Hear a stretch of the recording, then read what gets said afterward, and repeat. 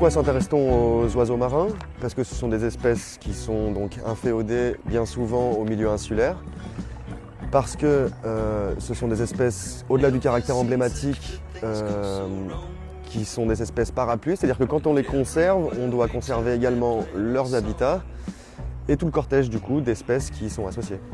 L'initiative pour les petites îles de Méditerranée a été pensée dès le début comme un programme permettant de sauvegarder en même temps les espèces et en même temps les espaces.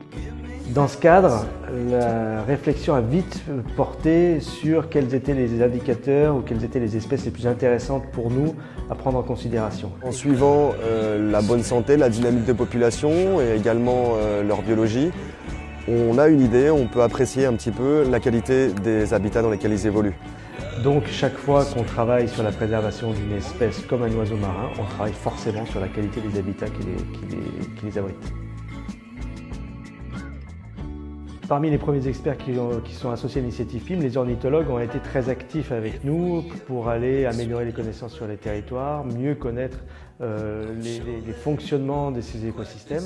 Et c'est petit à petit comme ça que s'est forgé le programme Albatros. En 2009, en partenariat avec la mairie de Marseille, nous avons organisé le premier atelier Albatros qui réunissait de nombreux scientifiques, gestionnaires, acteurs de la protection et de la conservation des oiseaux de Méditerranée. Et là, nous avons commencé à réfléchir ensemble et définir ensemble un plan d'action. Donc, le constat qui a été fait au début de l'initiative PIM et du projet Albatros, c'est que bien souvent en Méditerranée, les données qui étaient produites concernant le suivi de ces différentes espèces d'oiseaux marins étaient très peu partagées. Donc à partir de la liste des espèces qui étaient citées à l'annexe 2 du protocole ASPDB, ce qu'on a voulu faire, c'est identifier véritablement les espèces qui étaient spécifiques au milieu insulaire et celles qui étaient le plus menacées, mais celles également qui faisaient l'objet de suivi à l'échelle régionale. Donc pour pallier à ce manque de partage de données, pour procéder à une véritable mutualisation des données de bagage à l'échelle méditerranéenne, ce qui a été décidé de faire, c'est de créer des documents, des monographies, documents complets qui permettaient d'avoir toutes les données de suivi à l'échelle régionale de chacune des espèces qui nous intéressaient et dresser des conclusions sur l'état de conservation de celles-ci.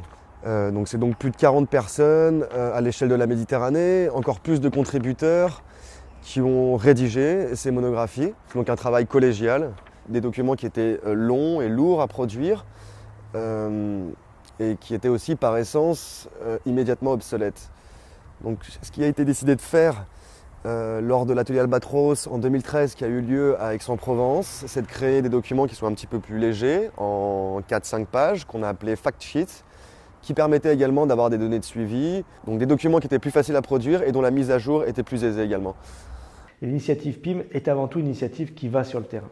Et ces rencontres entre des gestionnaires et des scientifiques et des ONG de différents pays qui travaillent sur une même thématique, sur un même territoire pendant plusieurs jours, permettent de faire émerger de nouvelles démarches et de nouveaux projets. Le suivi de la reproduction des puffins cendrés Yelkouan sur le parc national de Zembra, le suivi télémétrique des aires d'alimentation de ces mêmes puffins sur le même site, le suivi de la reproduction du faucon d'éléonore à Essaouira au Maroc, celui du balbuzard pêcheur au Maroc aussi, au parc national d'Al Hoceima, sont autant de missions qui ont été réalisées en coopération avec les institutions locales, parfois avec le concours également de programmes de recherche locaux ou étrangers, et qui ont permis d'augmenter le nombre de connaissances sur ces espèces-là. Et puis aussi, on fournit des arguments aux gestionnaires de ces sites pour permettre la protection de ces espaces insulaires méditerranéens emblématiques. Un travail a également été réalisé pour l'harmonisation des techniques de suivi, des guides ont été produits. Il serait intéressant maintenant que ces initiatives, que ces produits continuent à être réalisés, que l'harmonisation des méthodes de suivi, que la mutualisation des données sur des données de suivi continue sur différents sites et soit la règle finalement à l'échelle du bassin méditerranéen. Sur les sites de Provence et de Corse, les sites insulaires sur lesquels nichent les puffins Yelkouan et cendrés, il y avait parfois des données de bagage depuis plus de 30 ans. Ces données accumulées tout au long de ces années ont été que très légèrement utilisées, analysées. Les gestionnaires de ces différents sites ont donc fait appel au PIM pour la création d'un outil, d'une base de données qui permettrait donc l'accumulation au même endroit de toutes ces données de bagage. Aujourd'hui, cette base de données existe. Et ce qui serait bien sûr intéressant à l'avenir, c'est de faire effet tache d'huile, c'est-à-dire d'impliquer également les gestionnaires des sites voisins, c'est-à-dire à commencer peut-être par les sites sardes, les sites toscans, et puis ensuite élargir cela aux Espagnols et bien sûr à l'Afrique du Nord. Ma thèse, c'est une thèse de biologie de la conservation d'une espèce de rapace emblématique et protégée au niveau mondial et au niveau méditerranéen. Et c'est le balbuzat pêcheur, une espèce de rapace spécialisée dans la capture des poissons. Ici, on était intéressé à étudier les stratégies de migration des différentes populations de balbuzat au Western Paléarctique. Et pour faire ça, donc, on a équipé des oiseaux avec des GPS pour la télémétrie et pour le suivi individuel de certains individus des différentes populations.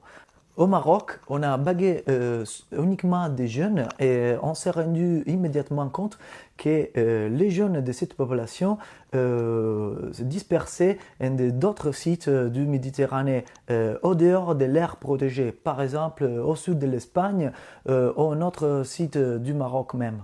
Donc la population de l'océan sème au-delà de l'aire protégée.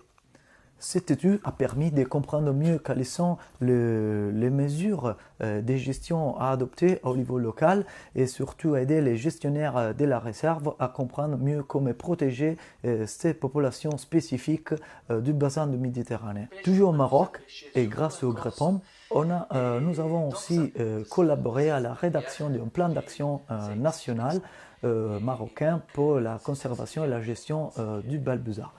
Donc, avec sa thèse, on a bien compris que les mesures de gestion et de conservation des balbuzats nécessitent une réflexion de conservation entre les différents pays et donc des opérations et un network entre les différents collaborateurs pour une gestion intégrée de cette espèce. Le Conservatoire du littoral est avant tout une agence publique qui achète des terrains et qui préserve les territoires en bord de mer. Notre métier n'est pas à long terme d'appuyer la recherche ou de réfléchir simplement sur des enjeux de préservation d'espèces.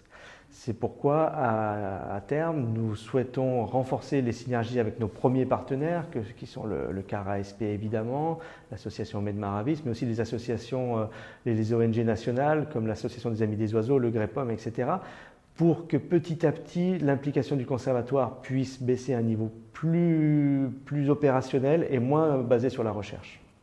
Nous sommes co-organisateurs de ce symposium à Hammamet, nous y sommes présents parce que pour nous c'était très important à l'époque où nous sommes, de mettre autour de la table tous les acteurs de la conservation des oiseaux marins et que ceux-ci décident pour les années à suivre de comment est-ce qu'on avance et comment on peut travailler de manière durable et surtout coordonnée à l'échelle de la Méditerranée.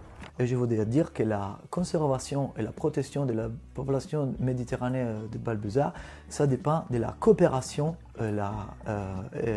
l'harmonisation entre les différents pays et les différentes personnes des bassins méditerranéens.